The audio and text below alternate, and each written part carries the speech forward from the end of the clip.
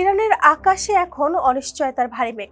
সর্বোচ্চ নেতা Ayatollah Ali খামেনির মৃত্যুর পর ক্ষমতার কেন্দ্রবিন্দুতে তৈরি হয়েছে এক অদৃশ্য তীব্র লড়াই। কে বসবেন সেই আসনে, এই প্রশ্ন ঘিরে রাষ্ট্রযন্ত্রের ভেতরে শুরু হয়েছে অস্থির টানাপোড়েন।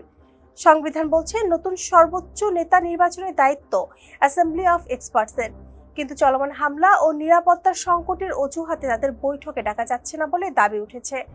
এই শূন্যতার মধ্যেই ইসলামিক বিপ্লবী গার্ড বাহিনী, ইসলামিক রেভলিউশনারি গার্ডস ক্রপস দ্রুত নিয়োগ প্রক্রিয়া শেষ করার চাপ দিচ্ছে।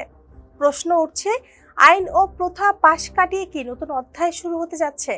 এদিকে যুক্তরাষ্ট্র ও ইসরায়েলের যৌথ হামলার পর দেশের সামরিক ও নিরাপত্তা কাঠামোয় দেখা দিয়েছে অস্বস্তিকর নড়াচড়া। কমান্ডার চেইনের কোথাও কোথাও ভাঙন, নির্দেশ পৌঁছাতে বিলম্ব, সমন্বয়ের ঘাটতি, সব মিলিয়ে পরিস্থিতি অস্বাভাবিক। কিছু কমান্ডার নিজ নিজ ঘাঁটিতে রিপোর্ট না করায় গুঞ্জন আরও জোরালো হয়েছে। টানা হামলার আশঙ্কায় অনেকেই সতর্ক অবস্থানে, যেন পরবর্তী সংঘাতের অপেক্ষায়। সবচেয়ে বড় শঙ্কা সামনে।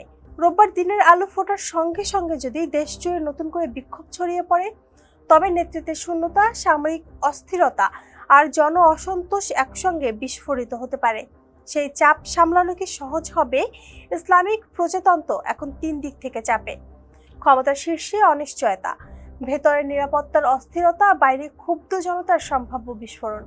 ইরানের রাজনীতির ইতিহাসে হয়তো আরেকটি সংকটময় অধ্যায়ের সূচনা হতে যাচ্ছে। এতক্ষণ সাথে ছিলাম আমি শম্পা আক্তার।